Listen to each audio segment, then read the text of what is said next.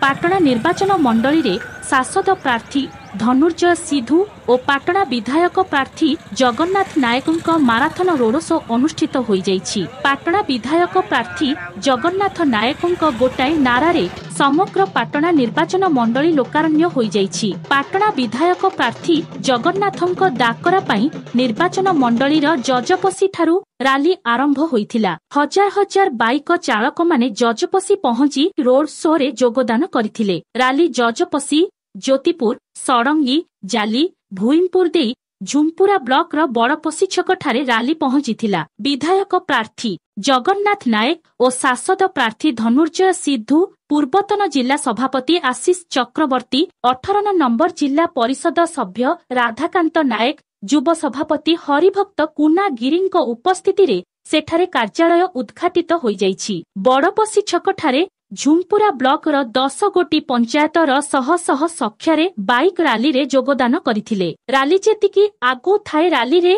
सेतिकी गहली बढ़ुथिबा देखिबाकू मिलिथाए। Rally बारिया उखुंडा देई बाउसुली तुरुमुंगा देई पाटणा देई डुमुरिया रे पहुंचीथिला। बाइक राली को सफल करिबा पई दलर वरिष्ठ भवानी शंकर नायक, भागीरथी दास, जदुमणि बारिक, तापस सेठी, सुशांत कुमार प्रधान, महेंद्र कुमार साहू, जदु राउत उपस्थित रहिथिबा देखिबाकू मिलिथिला। ब्यूरो रिपोर्ट बैतरणी खबर।